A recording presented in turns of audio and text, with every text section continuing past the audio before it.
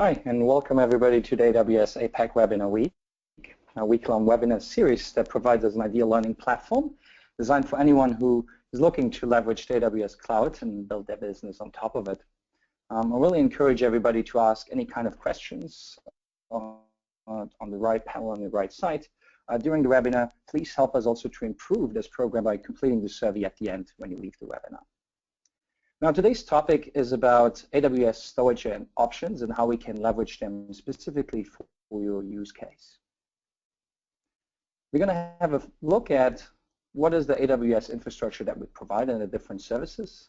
We're then going to dive deeper in the storage options that we're going to have. Some of that might be block storage, object storage, or even archival storage.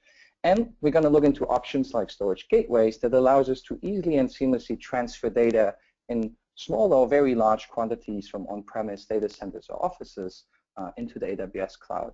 And we're going to wrap this up with a live demo through the AWS Management Console. Now let's get started with the Amazon Web Services Global Infrastructure. We currently have 11 regions across the world, including Beijing, Tokyo, Singapore, and Sydney in the APAC region, and we also pre-announced India and Korea. Now, within those regions, we have a concept called availability zones. These are clusters of data centers. Every region always has multiple of those availability zones so that we can limit the single point of failure.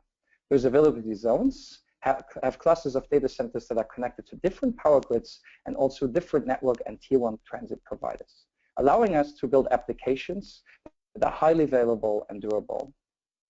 In addition to that, we have 53 edge locations that span across the world to further accelerate the network connectivity into the AWS environment, and we continuously keep on expanding this global footprint of infrastructure. Now, what do we run within that infrastructure? We run the Amazon Web Services. What are those web services? Well, it's services that you can consume, and they're called web services because everything is an API with AWS. Everything can be addressed programmatically through our software development kits or through RESTful API calls themselves. Here, on top of that infrastructure, we layer security services like access control, auditing, or monitoring capabilities, core services like compute, virtual servers, Docker containers, storage, database, networking services, all the way up to platform and application services which help you with your analytical use case, application deployments, your mobile applications, email solutions, or even virtual desktops. Today in this webinar, we're going to focus on the core services, specifically the storage services that we offer. If we talk about storage, depending on your use case, there are a variety of different storages, there are storage options that you can consume on. There's object store, there's archival store, there's also block store to store your file system on top of it, and we also offer a file storage service. And lastly, we also offer a solution to have a gateway between your current storage on your on-premise or data center environment to AWS. Let's get started with the object storage. Here we offer the so-called Simple Storage Service, S3, Amazon S3, which is a highly scalable and fully managed object store. You can put any kind of object, blob object, image, video file, etc., into this storage service. There's virtually unlimited storage capacity, which means that you do not need to pre-provision any storage. You do not need to tell us how much storage you require now or in the future. You just keep adding or removing the kind of objects that you want to have, and the storage service will automatically adjust. You will only be charged for the storage that you're actually using. There's no limitation in terms of the files that you put in S3. You can potentially have millions or billions of files in your Amazon S3 service. The only limitation that we impose is on the individual file, where we allow you to go from 1 byte all the way up to 5 terabytes for an individual object. Amazon S3 is also designed for high durability. To be specific, it has been designed for 11 nines of annual data durability. And we achieve this by replicating your data across at least 3 facilities. Now, important, these are 3 facilities within the region of your choice. So if you opt to use Amazon S3, for example, in our Singapore region, we do replicate that data within Singapore. However, your data will never leave the region of your choice unless you choose to. In addition to that, we also offer different pricing tiers depending on your use case. If you have objects that you frequently need to access, or what we would refer to as hot storage, then you can just use Amazon in its standard mode. Sometimes, however, you do need a storage where you don't frequently access the objects. Here, we can offer the infrequent access storage class of Amazon S3. And lastly, when it comes to archives, we also allow you to use cold storage, which is Amazon Glacier, to which we get in just a bit. Now, Amazon S3 is designed to be highly available and to scale to any kind of capacity. Currently, we have trillions of unique custom objects stored within the service, and this amounts to over millions of transactions per second. Now, when I say pay as you go with Amazon S3, how does this affect your storage decisions? Well, if you were to compare your traditional storage with the Amazon S3 service, in a traditional storage environment, you would need to procure the raw storage. You would need to procure hard drives, NAS, software appliances. When you now want to use that storage, you would need to put a file system on top of it, which very often reduces the usable storage that you will have. In addition to that, if you want to achieve high durability, you very often also need to have a certain replication factor, again, reducing potentially the amount of allocated storage that you can have. In addition to that, you generally also leave a certain buffer. So your actual data that you store might, in this scenario, just be 400 terabyte, and you leave a buffer in terms of remaining capacity that you have to store new objects, which means that you need to provision for much more than you're actually using. In a cloud environment like AWS, Amazon S3 offers you to pay only for exactly what you use. So if you would store 400 terabyte of application data, this is the only data storage that you will actually be charged for. Now, how does it work? S3 has what we call buckets. So all the objects that you store will be stored in so-called buckets. You can create many of those buckets and store different objects within those buckets. You can also start to version the individual objects or files within those buckets, meaning that from the same file, you can have multiple versions. This is great if you do not want to overwrite all the versions of the files. We also allow you to control the access to those buckets and to the individual objects through access control lists or so-called bucket policies. In addition, sometimes it makes sense to also encrypt your data, encrypt it at rest before it's persisted on hard drives. With S3, this is a click of a button, and we will use an AES 256-bit cipher to encrypt your data before it is persisted. Talking about security, all the objects that you store, they're also private by default. So nobody can access them unless you specifically specify who, which user, or where you can access it from. However, if you look on your left side, you see that we actually give every object that you put in an S3 bucket an object name that you can address via an HTTP request. So if you make that object public, it will become addressable via the internet, making it a fairly interesting use case when you store images like HTML files, static images or HTML files or CSS files, and have those addressable via the internet. We also allow you to set up event notifications to trigger any further actions on putting or deleting objects from your S3 bucket. This is useful for your big data pipeline where, for example, you could have log files that you consistently rotate into the Amazon S3 service from your web service and have an event trigger that picks up those log files and then further analyzes it or puts it into your big data pipeline. As mentioned earlier, we do not replicate your data outside of the region. However, with a click of a button, you can enable a so-called cross-region replication, allowing you to have a copy of those same objects in different regions of your choice. Now, why is this ideal for things like images, videos, or application data? If we make it addressable, if we make that object public, we can actually leverage S3 as a static web server. S3 can be used to host any kind of static content website. And this allows us to offload a lot of your online traffic of your website straight into S3, removing traffic from your virtual service or your application container. So when would we use an object store like S3? Well, it is useful for any kind of web application or any kind of web-scale storage where we require capacity and performance that can quickly increase or decrease without the need for us to pre-provision any of that storage or take care of scalability. Any kind of use case where we require high data durability, such as backups or active archives. It is also interesting for log files. All your application servers, web servers, etc. might have log files that you want to store somewhere. Amazon S3 is an ideal place for this. If you currently use a content delivery network, a CDN, such as, for example, Amazon CloudFront, you can also use S3 as an origin store for the objects that you deliver to your content delivery networks.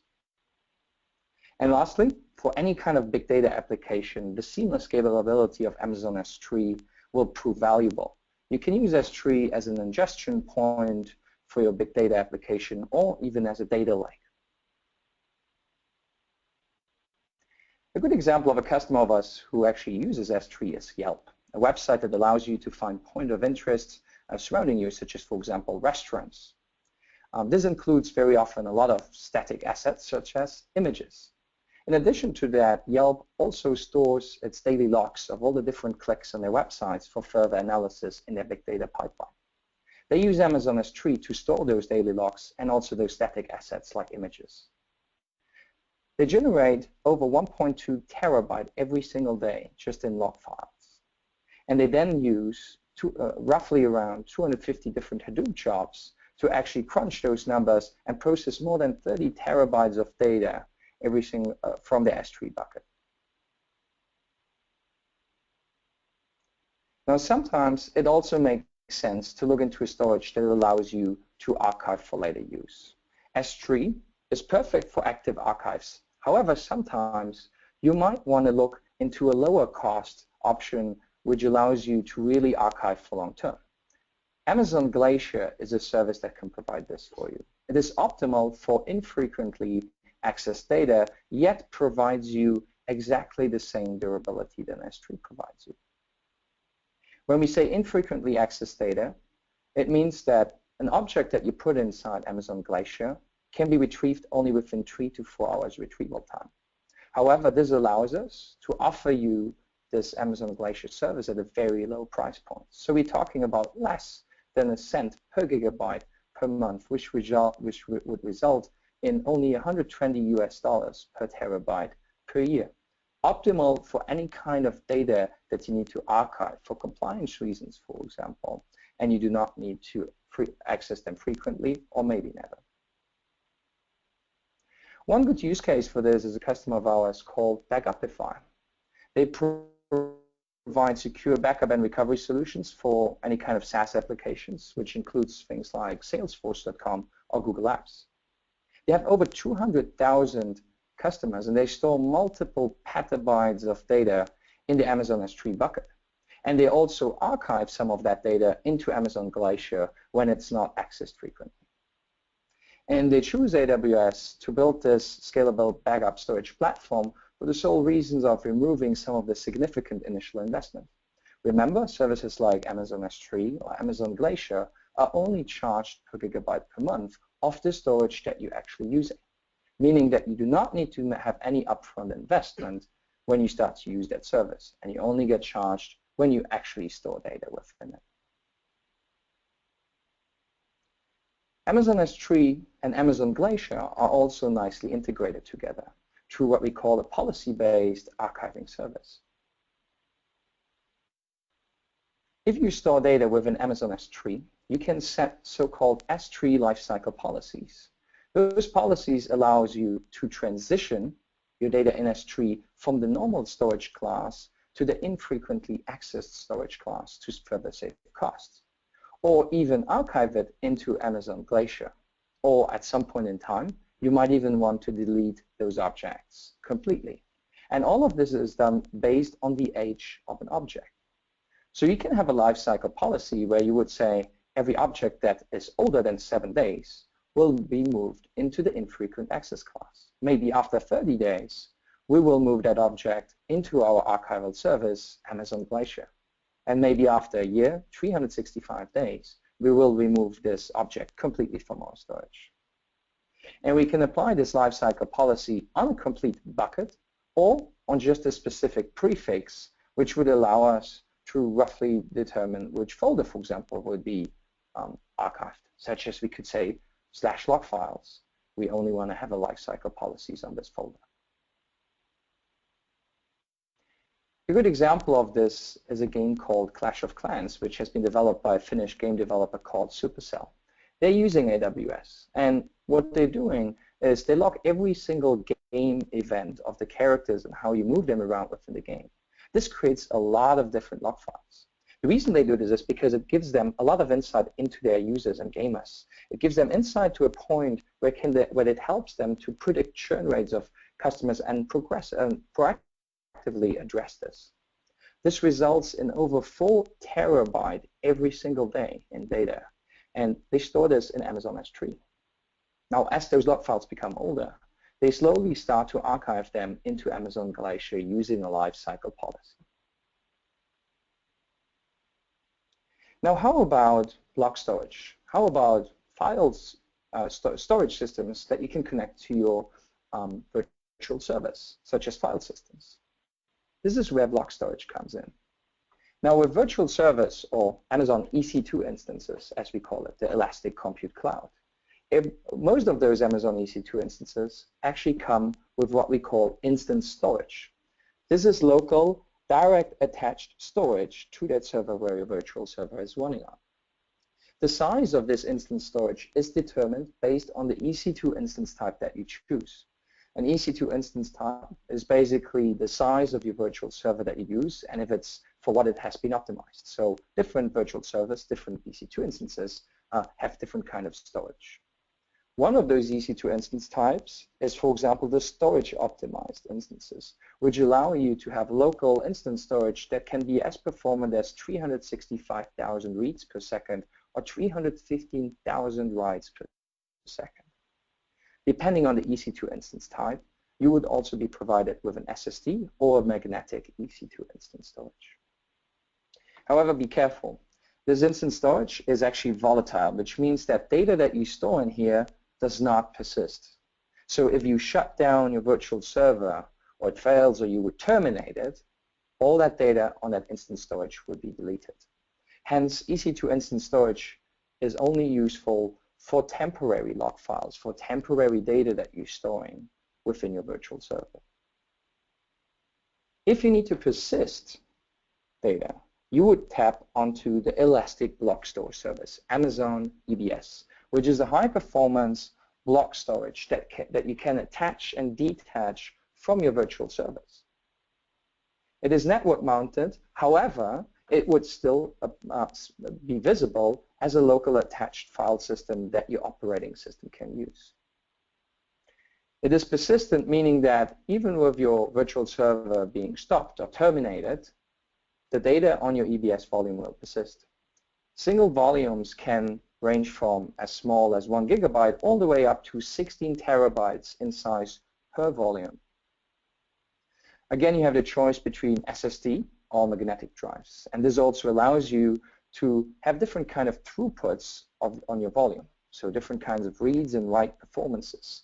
These can be burstable or even fully provisioned to a certain level if you need consistent performance out of it.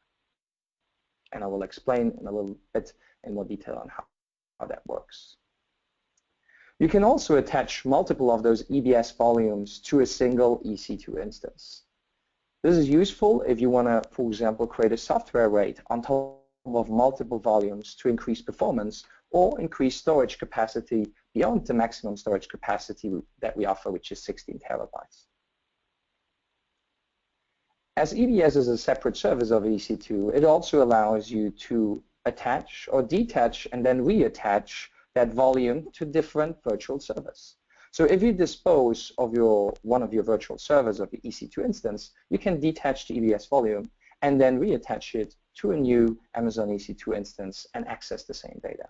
Data is persisted regardless of what the virtual server state is.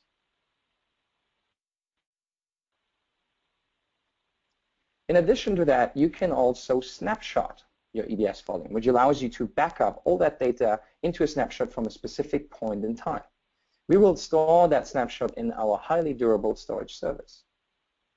Now, when you create those snapshots, you can then also create new EBS volume based on that snapshot, which would allow you to potentially even clone complete hard drives. Very useful if you intend to have a certain backups from your virtual servers in a regular fashion. Now, we talked about performance. How do we select the different performance options here? Well, we have three different options: EBS Magnetic, EBS General Purpose, and EBS Provisioned IOPS, sometimes also called PIOPS. EBS Magnetic drives gives you a little bit less performance, only 40 to 200 IOPS. However, will provide you a more cost-effective solution for lots of storage that you want to keep. By default, an EC2 instance these days is launched in the EBS General Purpose mode. These are SSD-backed drives that have a burstable capacity that can go up to 10,000 input-output operations per second. How do we define input-output operations per second? It is anytime you read or write a 256 kilobyte large block from and of your file system. With the general purpose drive, you accumulate performance based on the provisioned gigabytes. So you receive 3 IOPS per gigabyte. And you can accumulate those when you're not using them, and then you can burst out when you require more, up to 10,000 with those general purpose drives. Sometimes you need consistent high performance. Here, EBS Provisioned IOPS will prove useful. Again, SSD-backed drives, but those volumes we can define exactly how many IOPS you require, and you consistently get that performance. This can range up to 20,000 IOPS on a single volume. Now, a lot of our customers have told us that they really love our storage options. They love our EBS storage, block storage, which allows them to run file systems on single servers. But sometimes there's a use case where you have multiple servers accessing the same file system. Now, with EBS volumes, this might be a bit challenging because you would need to run your own file server. Hence, we listened to our customers and came to the conclusion, why don't we launch a file storage service? This file storage service is called Amazon Elastic File System, which is a fully managed file system for your EC2 instances. This file system is completely shareable across multiple of your EC2 instances. But even better, it automatically grows or shrinks based on the data that you put in and out of that file system. And this can go up to petabytes. You do not need to pre-provision anything. You do not need to tell us how large you want this file system to be. Same thing then with Amazon S3. You only pay for what you use, yet it remains highly available and durable. How is this elastic file system used in your operating system? It is mounted using a default standard protocol, NFS version 4. So standard operating systems can easily mount this elastic file system using the NFS protocol. Now, when it comes to throughput, or things like input or output operations, IOPS, these automatically scale based on the usage of your elastic file system. And we also provide you with a consistent low latency regardless of the size of this file system. So even if you grow this file system to petabyte scale, you would still get the same low latency that you would get from day one when your file system might still be much smaller. So what are some of the interesting use cases for the Amazon Elastic File System? Well, things like content repositories, shared folders for web servers, development environments, or even user home directories. And obviously for any kind of big data use case. If you want to have a data lake, the Elastic File System can be your single data lake. Now, how about transferring data back and forth from your on-premise data center into the AWS cloud environment? This is where a gateway solution proves useful. How could we move some of the storage that we store within our corporate data center into services like Amazon S3 or even Amazon Glacier? Here, the AWS Storage Gateway service will prove useful. This is an on-premise software, a virtual machine that you can run in your own corporate data center, which provides seamless integration with Amazon S3. How does it provide this? Well, you can basically have local attached storage to that virtual machine in your corporate data center, and this storage gateway will then replicate your data into the Amazon S3 environment. Now, there are different ways of how this is done, and that depends on the configuration that you're choosing. So there are three options here: the gateway cached volumes, the gateway stored volumes, and the gateway VTL, the virtual tape library.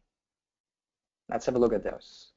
The first one, which is the gateway cached options, allows you to have all your data stored in Amazon S3 and yet have a copy within your local data center on the direct attached storage or network disks onto that storage gateway VM of the most frequently accessed files. This is useful if you want to extend your storage capacities in your on-premise data centers, yet do not want to provision those actual hard drives that you attach to the storage gateway VM. So it allows you to have capacity out in your Amazon S3 service and yet have fast access to files that you frequently access. In another scenario, we can use the gateway stored option. The gateway stored option means that all your data is locally stored within your own data center on the direct attached network disks to the storage gateway appliance. However, there's an asynchronous point-in-time replication into Amazon S3, allowing you to, for example, create snapshots and backups of all your data that you're storing onto those volumes durably into the Amazon S3 service. Lastly, we have the virtual tape library configuration, VTL, which exposes an industry standard virtual tape library to your backup application. So if you currently have a backup application that writes your data onto actual tapes to archive them, then you can connect this backup application now to the AWS Storage Gateway VTL. If you write to a tape, instead of actually writing to a tape, this storage gateway will now write that data into Amazon S3. If you now move that tape into a shelf within your backup application, that data is automatically moved from S3 into Amazon Glacier. So this is a great way if you currently have a tape backup archiving solution and you want to quickly move over to storage like S3 or Glacier, which is fairly cost-effective, highly durable, and you can only get charged for what you use without modifying your backup application. So what are the use cases? Storage Gateway is great if you want to back up your data into S3. It's also great if you want to have a disaster recovery from your on-premise virtual servers into the AWS cloud, or if you just want to archive information or data into Amazon Glacier. If we talk about the disaster recovery scenario, how would this work out? Well, you could have, for example, a website powered to a web server, an application server, and maybe a database server that currently sit in your own data center facility. The Storage Gateway appliance can asynchronously back up that data into the Amazon S3 service. The Storage Gateway appliance also allows you to create snapshots of that data at any point in time and have those snapshots delivered to you as an AMI, an Amazon Machine Image. This Amazon Machine Image can now be attached to EC2 instances, virtual servers, and basically boot up those virtual servers with the data that was previously stored on the local storage in your co-location data center. So in case disaster strikes, you can quickly move over your DNS record to the AWS environment where now your web server, or application server, even database server runs with one of those latest snapshots that the Storage Gateway appliance has copied over from your co-location data center while you're fixing your own on-premise environment and flipping back. Now, how do we get data into AWS beyond what Storage Gateway is offering us? What is the network component here? Well, we can use an internet connectivity. We can transfer data securely through an encrypted tunnel via the public internet. Or we can even create a VPN tunnel to connect our own on-premise private network with a private cloud environment, VPC, in AWS. Sometimes we also want to have a dedicated bandwidth between our on-premise side and the AWS cloud, such as, for example, an MPLS line. AWS Direct Connect allows you to get that dedicated bandwidth connectivity between your on-premise data center or office into the AWS cloud environment. Now, sometimes your data might be so large that uploading it to internet or having even dedicated bandwidth between your on-premise data center and the AWS cloud environment might not be fast enough. In this scenario, it might make sense to transfer your data through a physical media that you send or ship to AWS and reload that data into your AWS cloud environment, or export it, load it out from the cloud environment and send it back to you. This is a service called AWS Import Export. Now, recently we also launched an additional feature of AWS Import Export, which we call AWS Import Export Snowball. Snowball is a way to potentially transfer petabytes of data through an appliance that we send to your office or to your own data center facilities. You see a picture here of how this box would look like. It's a ruggedized case that can sustain rain or dust and is tamper resistant to even a point where it can sustain an 8.5 G impact. Now, more importantly for you though, what it has is a network connectivity, a 10 gig network where you can plug into this appliance. Inside this appliance, there are 50 terabytes of storage. You can now quickly load up that data into the Snowball appliance. After you uploaded all the data, there's a shipping label that is attached on the Snowball appliance. This shipping label is actually e-ink, which means that when your job finishes, this label will automatically change into the address of return to send back the Snowball appliance to the AWS environment. You can then send it back, and we will upload your information into, or your data into the Amazon S3 service. Now, more importantly also, all data that you transfer onto the Snowball appliance is encrypted end-to-end the moment you transfer it on, encrypted at rest on the disk drives that sit within the Snowball appliance, all the way to the moment where it gets transferred into the Amazon S3 service. How would you request such a Snowball appliance? Well, you can log into the AWS Management Console, create a Snowball job, and request one or many of those Snowball appliances.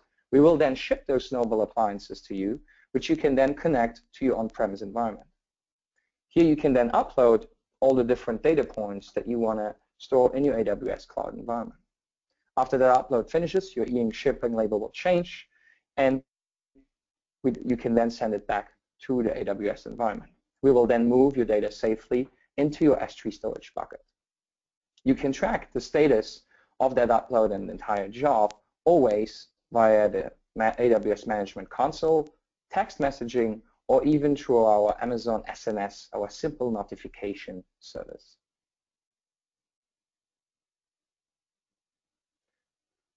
Now, lastly, let's have a look on why AWS could be useful for your use case to use it for storage. Well, first of all, you can dramatically reduce your costs using AWS Storage Options.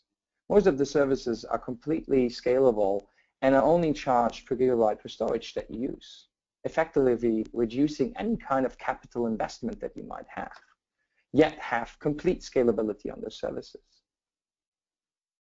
If we talk about backups, very often you want to have multiple sites, multiple data centers, secondary sites. With services like S3, you do not need any of those secondary sites anymore. You can completely eliminate them. Services like S3 are designed for high durability, and they actually replicate within the region of your choice across multiple facilities. You can also reduce some of your on-premise costs. Eliminate some of the equipment that you potentially have to manage your current archives, your tapes, your backups. Consolidate some of the on-premise equipment that you have and augment it with your cloud environment. Use AWS Storage Gateway, for example, to augment the amount of storage space that you have. It also allows you to change some of your processes that you currently have. Maybe you need to have effective capacity planning with your on-premise environment. With Amazon S3, Amazon Glacier, etc., you do not need to plan about capacity anymore. Those storage services automatically grow or shrink to what you use it for. It also allows you to not think about provisioning for that peak demand anymore. Think about that web server that always needs to deliver high performance when suddenly lots of requests are coming in. Storage services like S3 are designed to automatically scale to any kind of throughput. And lastly, think about how you could remove some of the aging technology that you currently have. All those tape drives that potentially sit around, or disk drives that maybe reach the end of life. With services like S3, Glacier, EBS, Elastic File System, you do not need to worry about the underlying hardware infrastructure anymore. You do not need to worry about cycling out some of those aging disk arrays. You just consume the service, and we take care of the rest. Now, let's have a look at an actual demo on how we would use EBS and also S3 through the AWS Management Console. I'm going to switch over to my browser. Now, what you see here is the AWS Management Console, where you can get access to all the different services within AWS, such as compute or storage services, database services, some of the management tools, analytical service, application services, mobile, or even enterprise applications.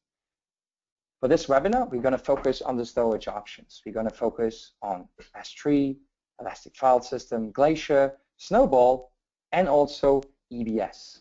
EBS is part of the virtual servers, the EC2 instances. Hence, I'm going to click here on our EC2 instances. Now, what you see here is that I currently run a virtual server within this environment, one running instance. Let's have a look at this, clicking here on the left side on an instance. Earlier, before starting this webinar, I actually launched a virtual server, my first EC2. Now, this virtual server, I actually used it with an EBS root file system. So if I scroll down here on this virtual server, you see down here, it actually has a file system, and that file system is EBS backed.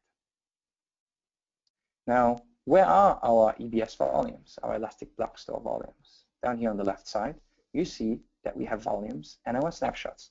So let's click on volumes. Here you see is the first EBS volume that was created with that EC2 instance that I created earlier. Now let me show you how easy it actually is to create an EBS volume. Remember, everything is a web service, so everything I'm showing you here could also be done programmatically through an API call or through using our software development kits. I'm going to choose the management console because it's easier to display this to you. With a click of a button, create volume, I can create an EBS volume. First of all, I can choose the type. Do I want to have the default, which is the general purpose backed SSD drive? Do I want to have a provision IOPS, or do I want to have a more cost-effective but a little bit less performant option using magnetic drives? In this scenario, I'm going to keep it with default, which is the general purpose drive. I can now give it a certain size, such as, for example, 300 GB of storage. In addition to that, earlier I mentioned that every region within AWS has multiple availability zones, which are clusters of data centers. Some of our services like S3 or Glacier inherently scale over multiple facilities. However, when it comes to virtual servers like EC2 instances, we need to define in which cluster of data center we want to launch it, in which one of those availability zones we want to launch it. The same goes for the storage volumes, the EBS volumes that we attach to those instances. Hence, we get a choice on where we want to launch this EBS volume. In this scenario, I'm going to keep it in my first cluster of data centers, my first AZ. In addition to that, I can also encrypt this volume fairly easily using an AES 256-bit cipher. With a click of a button, I now have my file system completely encrypted using a key that was provisioned by default here into my account. We also allow you to bring your own keys or manage your own keys and encrypt volumes with those keys accordingly. Now this is it. I click the create button down here, and you will see after clicking this that we actually have a volume being created right now. Now it will take a few seconds for this volume to actually become active. While this is happening, I also want to show you how easy it is to actually create a snapshot of a volume. Using the management console, I can click on a volume, click on actions, and then say, create a snapshot of this volume. I can give the snapshot a name, such as the webinar snapshot. if I hit create, the snapshot will now be created with the data that was stored at this very exact moment when I hit this button and the API call towards AWS was sent. Now I can also now look here on the left side under snapshots on what's going on. So earlier I already created the snapshot yesterday from the same volume, but you see that my webinar snapshot is currently in pending state, so it's currently being snapshotted. Now no worries, you can actually continue to write onto the file system as of now. The snapshot will only contain the data that has been on the file system the very moment where you issued this snapshot. Now let's go back to the volumes. By now, we see that our volume that we created is now available and ready for use. What does that mean? We have a storage volume that sits around but is not yet connected to a virtual server. So how about we connect it to that EC2 instance? How would we do that? Well, we click on the volume and we say attach this volume to an EC2 instance, such as the first EC2 instance that I created. When we attach it, we can also define the path on which we want to have this device attached. So on a Linux operating system, this would, for example, be available to /dev/acdf. In a Windows environment, it would be the drive letter F. Now it's as simple as actually hitting the attach button here, and this volume will now be attached to the EC2 instance, and we can then mount it and use it as a file system straight away. Now one other thing that I haven't showed you with the snapshots is that we can also quickly create a new volume from an existing snapshot. So if I take the snapshot from yesterday, I can click here and say create a new EBS volume based on the data from the snapshot. Or I can even say create a new Amazon machine image, which allows us to use this snapshot as a root volume file system for new virtual servers that we're going to launch.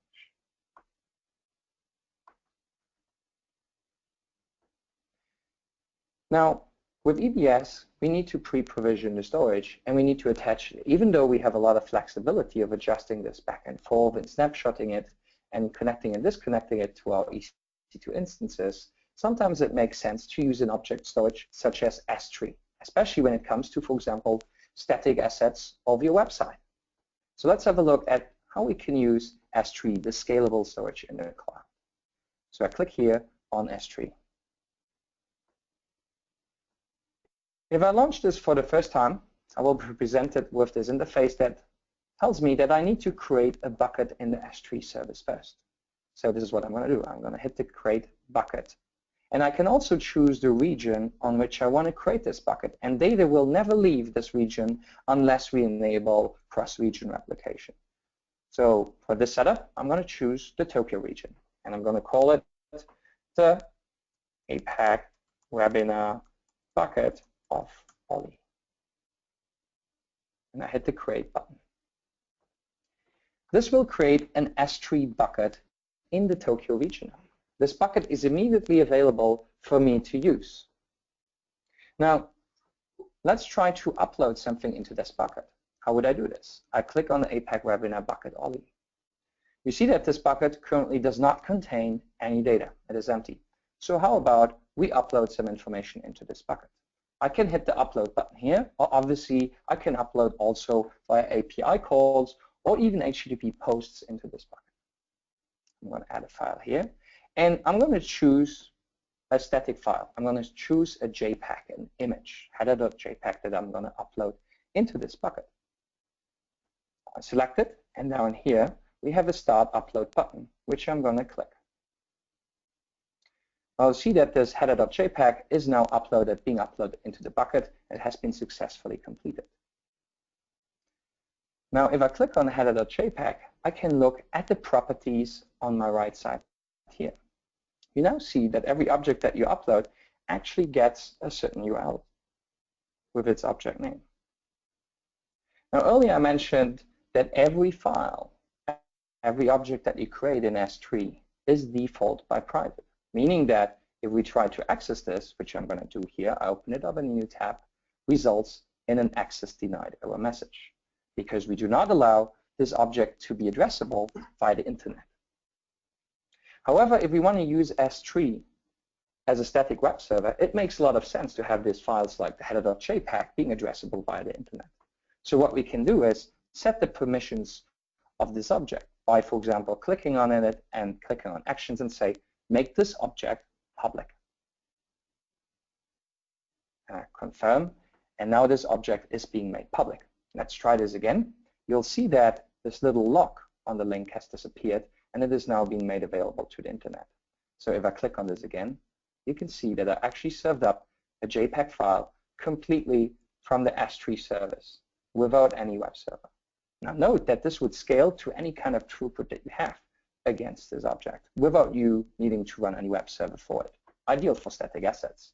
Now, a JPEG image might be a little bit boring, so why don't we try to create a complete website on top of S3? So I'm going to upload again files, but this time around I'm going to also upload an HTML file and a CSS file.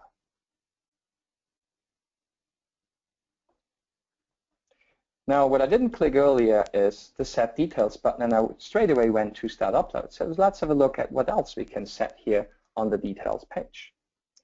Earlier we talked about the different storage classes that we have, such as, for example, infrequent access storage. We can quickly click on this and get this running. But more importantly, I also have set permissions straight in this dialog, which allows me to say, make everything of this upload public now, and I'm going to start the upload. Now this index file is now being public straight away, which means that if I click on it here on the link, we should see a website. And here we go, straight from the S3 bucket, completely served up a website that says AWS APAC Webinar Week. Hey, this page has been served up completely without any web servers, straight from a public S3 bucket, including the image that we uploaded just earlier. And if we want to drive this in a little bit further, we can click on this bucket and then actually enable the static website hosting completely for S3, which would even give us a complete URL for this bucket to access the static website straight away. We can also set permissions that, for example, we create a bucket policy that all of the objects that we store inside this bucket will be public by default, which is great for a static web server. We would also be able to allow logging or even events, be notified or trigger a certain piece of code to AWS Lambda when something happens in your S3 bucket. We can also enable cross-region replication to quickly replicate data into other regions of our choice, which is interesting for big data use cases. Lastly, I also talked about lifecycle policies earlier. How does that work? We can set a policy on a bucket. How do we do that? Well, we click on the bucket lifecycle here, and then we add a rule. And we can apply this rule to the complete bucket, or we can say just to a certain prefix, such as, for example, /images or /logs. In this scenario, I'm going to keep this rule on the whole bucket. I'm going to configure this rule now on the next page, where I can say, well, how about I transition all these objects into my more cost-effective infrequent access storage class after 30 days. Maybe I want to archive them into Amazon Glacier after 60 days, and maybe I want to permanently delete them after 425 days.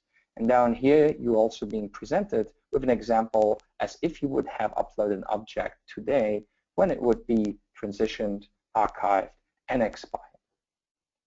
Now, after I do this, I can review these options. I can give it an additional rule name and click the Create and Activate button here, which will now apply this policy on my S3 bucket. Every object that reaches a certain age will be transitioned, archived, and then eventually deleted, fully managed through the S3 service.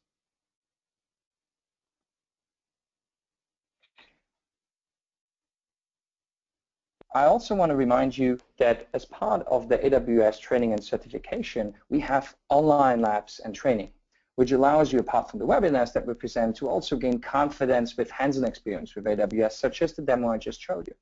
You can watch some of the free instructional videos or even explore some of your labs that you can conduct at your own pace. We also provide you with instructor-led classes, which allow you to learn how to design, deploy, and operate highly available and cost-effective and also secure applications on AWS, and those courses are led by qualified AWS instructors.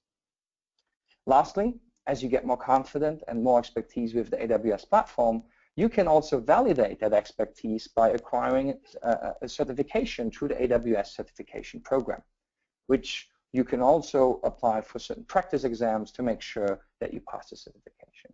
All of this can be found on aws.amazon.com/training. Now with that, I want to thank you all for attending this webinar around understanding AWS storage options. Please remember to complete the surveys at the end of this webinar. I'm going to entertain a few questions, which you already see popping up here on the right side, so feel free to ask any kind of questions that you have. In addition to that, remember we have our Twitter, Facebook handle, our YouTube videos where we post these webinars, our slideshare.net account where the slides will be posted after. And for any additional questions that you will have after this webinar, please use the AWS APAC marketing@amazon.com email handle. Thank you very much for attending.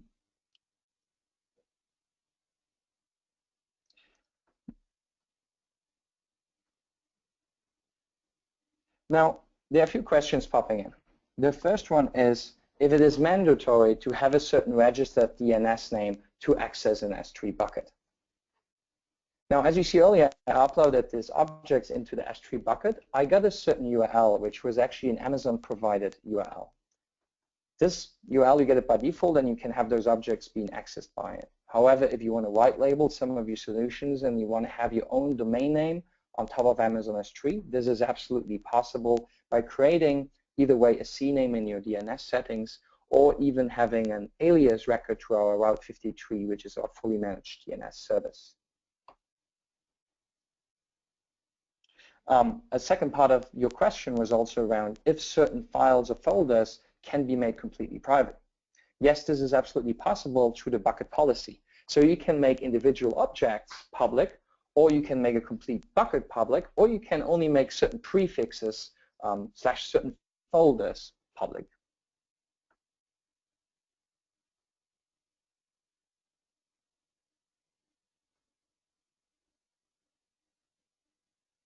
There's a question around if an object gets deleted from an S3 bucket, is there an area where it gets placed before permanently being deleted? And if so, for how long is it stored there? Now within S3, if you issue the deletion of an object, this object is completely removed from the S3 service. However, you can enable what we call S3 versioning, which would allow you to have multiple versions of your files. So if you have multiple versions of your files, you can then delete only, for example, the latest version, which would then allow you to roll back to the previous version. This, by the way, can also be completely tied into your security elements, such as, for example, allowing deletion of objects only when you have a multi-factor authentication, which would be, for example, a hardware token that you need to enter before you can actually issue a delete command.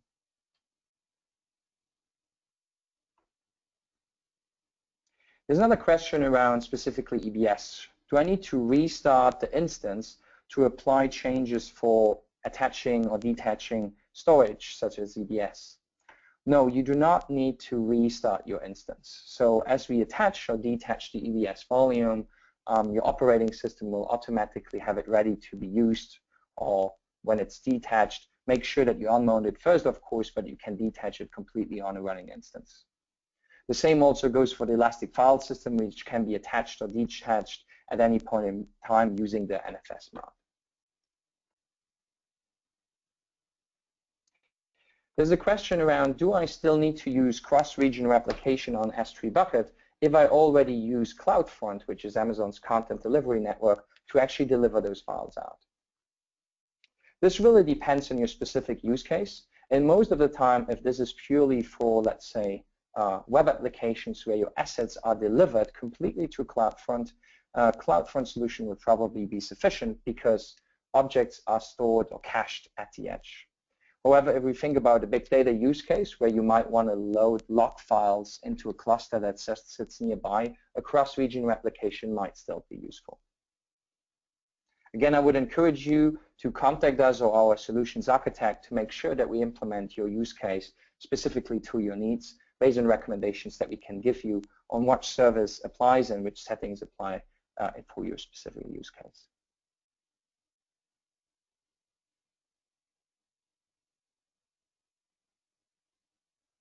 There's a question around how do I set a policy to have objects moved from standard storage to Glacier after 30 days if my bucket has versioning enabled.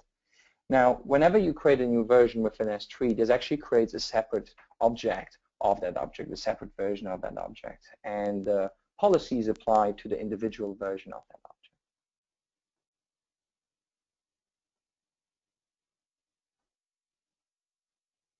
There's another question around, for locations where internet access is quite unreliable, is there any way to access files stored in S3 without the internet? This is a fairly good question. This is a perfect example where our AWS import-export service could prove useful. Here you can actually export data from S3 buckets onto physical disk drives or even into our Snowball appliance to then retrieve it into your on-premise environment. In addition to that, I would also always encourage you for such scenarios to potentially look into our content delivery network with its 53 edge locations across the world to potentially further accelerate the network connectivity that you might have from your location to the region of your choice.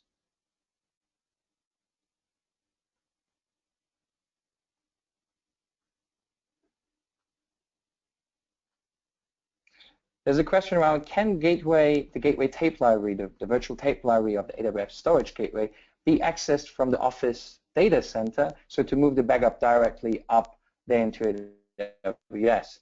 Yes, absolutely. So the AWS Storage Gateway service will provide you with a virtual machine image that you can load up into your virtual machines. And then this can obviously sit in your Office environment, this can sit in your data center environment, it remains your choice. That storage gateway service, that VM, will then automatically take care of the replication to the S3 service.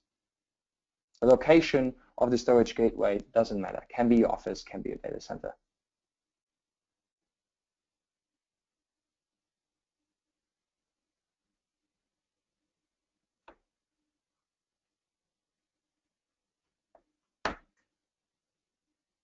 There's another question around, how can you make S3 objects accessible programmatically?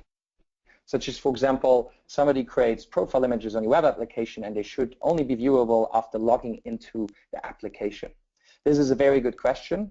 S3 actually supports a feature which we haven't discussed yet, which is signed URLs. So you can make an object completely private, but you can then issue a specific URL that has a policy document attached for only certain users, such as, for example, this object is only available for a certain period of time for this specific IP address through this very unique URL that has been created. And you can do this obviously programmatically. So if you have a web application and you say, profile image should only be accessible after logging into my application, no problem. This profile image, you can create it using a signed URL the moment somebody logs into your app, and with that signed URL, only the person who logged into the app can then look at that image.